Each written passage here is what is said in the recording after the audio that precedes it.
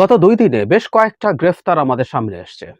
সবগুলো নিয়ে খুব আলোচনা হয়নি। তবে ৩ টা গ্রেফতার নিয়ে বেশ আলোচনা হয়েছে। একটা হচ্ছে জনাব আসাদুজ্জামান নূর, সরকারের মন্ত্রী ছিলেন, এমপি ছিলেন এবং আমরা ছোটবেলা থেকে তাকে চিনি। আমরা অনেকে তার অভিনয়ের খুব বড় ভক্তও ছিলাম এবং বাকের ভাই নামে কোথাও কেউ নিয়ে নাটকে অভিনয় করে তিনি অবিশ্বাস্য সাড়া ফেলেছিলেন। তার গ্রেফতার নিয়ে আলোচনা হয়েছে। কেন হয়েছে আসছি সে জায়গায়। আর ২ টো গ্রেফতার হচ্ছে তথাকথিত ২ জন সাংবাদিক। এদেরকে সাংবাদিক হিসেবে লেখা হয়, কিন্তু এই ২ জনকে আমার কাছে কোনো দিনও সাংবাদিক মনে হয়নি। আউট অ্যান্ড আউট ক্রিমিনাল মনে হয়েছে। জনাব শ্যামল দত্ত এবং জনাব মোজাম্মেল বাবু। এবং এই ২ জনের গ্রেফতারে যে প্রতিক্রিয়া হয়েছে সেটাও আমাদের এই সমাজ, এই রাষ্ট্র ব্যবস্থা এবং আওয়ামী রেজিমকে বুঝতে সাহায্য করবে। কথা বলতে চাই সেগুলো নিয়ে। প্রথমে অল্প একটু বলতে চাই জনাব আসাদুজ্জামান নূরকে নিয়ে। এই ভদ্রলোকের গ্রেফতার হওয়ায় আমাদের কেউ একটু মন খারাপ করেছেন। এটা সত্য, তার অভিনয়ের ভক্ত যখন একটা সময় বিটিভির যুগ ছিল একমাত্র, সে সময় আমাদের আর কোনো উপায় ছিল না। সে সময় লিডিং অ্যাক্টর যারা ছিলেন তাদের মধ্যে তিনি অনিবার্যভাবেই ছিলেন এবং আমাদের জীবনে অনেক আনন্দের সাথে তিনি জড়িত আছেন। সব ঠিক আছে, শুধুমাত্র ওই নাটকটা তো নয়, আরও অনেক নাটক, অয়ময় নাটকের কথা এই মুহূর্তে মনে পড়ছে।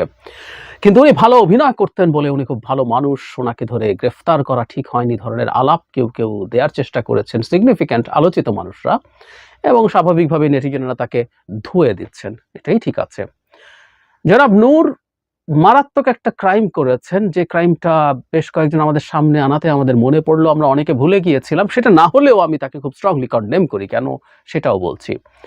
ক্রাইমটা হচ্ছে ২০১৪ সালে তার গাড়িতে হামলা হয়েছিল এবং সেই হামলার পর ইনস্ট্যান্টলি ১ দিন বা ২ দিনের মধ্যে ৩ থেকে ৪ জন মানুষকে এক্সট্রা জুডিশিয়াল কিলিং করা হয়। তথাকথিত ক্রস ফায়ারের নামে অভিযুক্তদের বিএনপি এবং শিবির কর্মীকে হত্যা করেন। বলা বাহুল্য এগুলো সব জনাব নূরের ইচ্ছাতেই হয়েছে। তাহলে এই ভদ্রলোক কত ভয়ঙ্কর আমরা বুঝতে পারছি নিশ্চয়ই। আর সেটা সরিয়েও রাখি, আমি ধরে নিলাম এরকম কোনো কাণ্ড উনি ঘটাননি। আমার একটা খুব বেসিক আন্ডারস্ট্যান্ডিং আছে।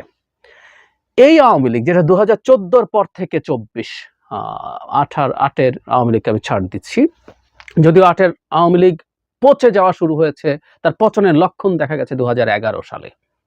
১১ সালে যখন সে সংবিধান সংশোধন করে তত্ত্বাবধায়ক সরকার ব্যবস্থা বাতিল করেছে এবং তড়িঘড়ি, এবং তত্ত্বাবধায়ক সরকার নিয়ে রায়টার মধ্যে যখন খায়রুল হকের শয়তানি আমরা দেখতে পেয়েছিলাম, তখন আমরা বুঝতে পেরেছিলাম কি হতে যাচ্ছে। তারপরে ১৪-এর পর থেকে যদি টাইমটা ধরি, ওই সময়গুলোতে যারা আওয়ামী লীগ করেছে, যিনি হালুয়া রুটির ভাগ নেন নাই, ওটা করেন নাই, সেখানে স্টিল সেই মানুষটাকে আমরা কন্ডেম করি, কারণ ওই দলটার গণতান্ত্রিক দল ছিল না। ওটা একটা মাফিয়া গ্রুপে পরিণত হয়েছে, যার একমাত্র উদ্দেশ্য হচ্ছে অ্যাট এনি কস্ট ক্ষমতায় থাকা।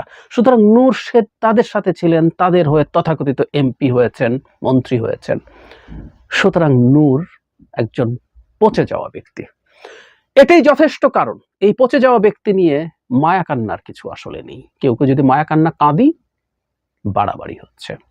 যাই হোক, বাকি ২ জনকে নিয়ে একটু কথা বলতে চাই। এই ২ জনকে নিয়ে অনেক আনন্দ আমরা প্রকাশ করেছি। আমরা মেলাবো। এর আগে ফারজানা রূপা তার হাজব্যান্ড সহ যখন জনাব শাকিল, তিনিও সাংবাদিক, তথাকথিত সাংবাদিক, সহ ধরা পড়েছিলেন, তখনও আমরা দেখেছি যে বহু মানুষ দারুণ সেলিব্রেট করছেন। এটা খুব ইন্টারেস্টিং। আওয়ামী লীগের কোনো নেতা, যেমন আসাদুজ্জামান নূর যেদিন ধরা পড়লেন, সেদিন সাবেক বিমান প্রতিমন্ত্রীও ধরা পড়েছেন, যিনি একজন এমপি ছিলেন, মন্ত্রী ছিলেন ২০২৪-এর আগ পর্যন্ত। তার গ্রেফতার নিয়ে খুব আলোচনা হয়নি। জনপ্রশাসন মন্ত্রী ছিলেন জনাব ফরহাদ, তিনি ধরা পড়েছেন, খুব বেশি আলোচিত কিন্তু হয়নি, বা মানুষ অনেক উচ্ছ্বাস উল্লাস প্রকাশ করেছে তা কিন্তু না। বরং এই ২ সাংবাদিকের গ্রেফতার, আমি সাংবাদিক শব্দটা আসলে স্লিপ অফ টাং হচ্ছে, এই ২ টাউটের গ্রেফতার, এরা টাউট বাটপাট শ্রেণীর লোক, এই ২ বাটপারের গ্রেফতার আমাদেরকে অনেক বেশি আলোচনায় এনেছে এবং আমাদেরকে অনেক বেশি আনন্দিত করেছে। আমরা ফেনোমেনটা বুঝি। যিনি সরকারের সাথে ক্ষমতায় ছিলেন, তথাকথিত এমপি হয়েছেন, মন্ত্রী থেকেছেন, তার গ্রেফতারের চাইতে তথাকথিত ২ জন সাংবাদিকের গ্রেফতার আমাদেরকে অনেক বেশি আনন্দিত করেছে। এর আগে ফারজানা রূপার ক্ষেত্রে একই ঘটনা হয়েছে এবং একটা লিস্ট আছে, যে লিস্টটার প্রতি অনেকে অ্যাকশন নেওয়ার কথা বলছেন। এখানে একটু যোগ করে রাখি, আওয়ামী লীগ সরকারের সময় তথাকথিত সাংবাদিকতা করা বহু লোক এখনো টিভি চ্যানেলে ভালো পদায়িত অবস্থায় আছেন। এই ব্যাপারগুলো আমাদের একটু খেয়াল রাখা দরকার আছে। আসবো কেন মানুষ এত আনন্দিত হলো। আমি শুরুতে যে কথাটা বলছিলাম, আওয়ামী লীগের সাথে থাকা, আওয়ামী লীগের সাথে যারা থাকছেন এটা কোনো গণতান্ত্রিক অধিকার না। সারা পৃথিবীর বিভিন্ন দেশে সংবাদপত্রগুলোর এক ধরনের কারো কারোর সাথে লিন করার টেন্ডেন্সি আছে। আমেরিকার যে ইলেকশন দেখছি আমরা ট্রাম্পের ক্ষেত্রে জানি, যিনি স্কাই নিউজ ছাড়া, ফক্স টিভি ছাড়া আর কোনো টিভিকে ক্রেডিবল টিভি মনে করেন না, এবং তারা খুবই seriously lean towards Donald Trump. আছে ভারতীয় কতগুলো রিপাবলিক টিভির নাম মনে পড়ছে যে অকল্পনীয় অন্ধভাবে জনাব মোদির পক্ষচারণ করেন। ওখানকার অর্ণব গোস্বামীকে আমরা ভারতের মোজাম্মেল বাবু বা শ্যামল দত্ত বলতে পারি, কিন্তু তারপরও ওই ভদ্রলোকদেরকে আমরা ক্রিমিনাল বলি না, কারণ এটা তার গণতান্ত্রিক অধিকার, তার সমালোচনা হবে, এবং তিনি যাকে সমর্থন করছেন সেই দলটাকে কেউ আমরা অপছন্দ করতে পারি, তীব্র সমালোচনাও থাকতে পারে, আমারই আছে, কিন্তু ওই দলটা মোটা দাগে গণতান্ত্রিক ব্যবস্থার মধ্য দিয়ে চলে, সে মোটা দাগে নির্বাচনী ব্যবস্থার মাধ্যমে ক্ষমতায় থাকে, ও দেশ ধ্বংস করে মাফিয়া হয়ে ওঠে ক্ষমতা থাকছে না। সুতরাং তাকে সমর্থন করা মানে কোনো মাফিয়াকে সমর্থন করা না। কিন্তু এই যে তথাকথিত এই সাংবাদিকরা, তারা মাফিয়াকে সমর্থন করেছেন, শুধু সমর্থন করেছেন তা না, এই মানুষগুলো নানা রকম ধান্দাবাজির সাথে জড়িয়ে গিয়েছিলেন। আমরা প্রায় বলি না আমি যে এই সমাজে থাকি, আওয়ামী লীগ করা লোকজন কি করছেন না করছেন, কিভাবে তারা কি করেন, এই ধারণা আমাদের আছে। অকল্পনীয় প্রভাব প্রতিপত্তি, অকল্পনীয় টাকা পয়সা, এবং আমাদের সামনে নির্লজ্জের মতো, যে কেউ সার্চ করলেই দেখবেন। বিশেষ করে আমি এটুকু যোগ করতে পারি, শেখ হাসিনার সর্বশেষ ভারত সফরের পর শেখ হাসিনাকে ডক্টর ইউনূস নিয়ে সেখানে যে মজমা বসিয়েছেন, মজমা বসানো, মলম বেচার মতো মজমা হয় না, মজমা বসান তিনি সংবাদ সম্মেলনের নামে। সেই মজমায় মোজাম্মেল বাবু কি বলেছে, বা আপনি জনাব শ্যামল দত্ত সম্পর্কেও যদি সার্চ করেন আপনি পাবেন, ওনারা মাঠে দাঁড়িয়ে টিভি চ্যানেলে যখন কেউ যেতে পারছিল না, তখন শ্যামল দত্তরা টিভিতে বসে বসে কি বলেছে আমরা শুনেছি।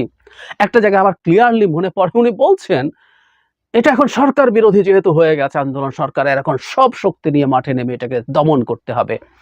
খুব বেসিক কথা হচ্ছে এই, খুব বেসিক কথা, ওনারা তো সাংবাদিক নাম নিয়ে আসেন, তথাকথিত সম্পাদক পত্রিকার, তথাকথিত একটা টিভির হেড, এই ধরনের কথা তারা কিভাবে বলেন? কিন্তু তারা বলেছেন এবং সেগুলো মানুষের সামনে বলে দাপট দেখিয়ে গেছেন দিনের পর দিন। এই দেশটাকে ধ্বংস করার পেছনে যেভাবে যেভাবে রোল প্লে করেছে আওয়ামী লীগের বিভিন্ন লোক, তার মধ্যে এরা, ওই যে আমি প্রায় বলে যে আওয়ামী লীগ তো আসলে পাওয়ারে ছিল না, একটা নেক্সাস পাওয়ারে ছিল, মাফিয়া নেক্সাস। সেই নেক্সাসের মধ্যে এই ধরনের লোক গুরুত্বপূর্ণ কম্পোনেন্ট ছিল। ফলে তথাকথিত অনেক আওয়ামী লীগ নেতার চাইতে এরা রাদার সেই নেক্সাসের গুরুত্বপূর্ণ লোক ছিল। বাংলাদেশের মানুষের কালেকটিভ উইজডম খুব চমৎকার, এবং সেই চমৎকার উইজডম দিয়ে সে রাইটলি আইডেন্টিফাই করেছে সংকটটা আসলে এদের মধ্যে, এবং এরাই অনেক বেশি বিপজ্জনক অনেকের তুলনায়। ফলে মানুষের তীব্র ক্ষোভ, বিদ্বেষ এই মানুষগুলোর প্রতি এসছে। এবং আজকে যখন মোজাম্মেল বাবু গোঁফ কেটে বা জনাব শ্যামল দত্ত দাড়ি গোঁফ কেটে পালানোর চেষ্টা করেন, তাদেরকে যে অন দ্য রান দেখার সুখ, এই সুখটা মানুষ নিচ্ছেন। দীর্ঘদিন থেকে আমাদেরকে এই পারসেপশন সবাই মিলে তারা দিয়েছেন, দিতে চেয়েছেন এই সরকার থাকবে অনন্তকাল, 2041 তো বটেই, 41 কাছে আসলে আমি মজা করে বলি যে শুনবো যে 2071 স্বাধীনতার শতবর্ষ তারা পালন করবেন বাংলাদেশে, ইত্যাদি ইত্যাদি, সে আলোচনা হয়তো আসতো। সো এই পারসেপশন থাকা লোকজন যখন তাদের বডিতে, তাদের ফেশিয়াল এক্সপ্রেশনে, তাদের ভাষার ব্যবহারে অকল্পনীয় রকম দম্ভ ছাপিয়ে পড়তো, তখন এই মানুষের মধ্যে যে হতাশা তৈরি হতো, যে ক্ষোভ তৈরি হতো, তারই দুর্দান্ত বহিঃপ্রকাশ এখন হচ্ছে এদেরকে পালাতে দেখে। এদের নেত্রী যাকে নিয়ে এত হ্যাডাম দেখিয়েছে সবাই, তাদের নেত্রী যখন লেজ গুটিয়ে পালিয়েছে, লম্বা লম্বা কথা বলে এই দেশে থাকার সাহস করেনি, এরা তো পালাবেই। এবং এই পালানো দেখাটার চেয়ে মানে অসম্ভব সুখের খুব বেশি কিছু নাই, খুব বেশি কিছু নেই, এবং মানুষ এই সুখটা উপভোগ করছে।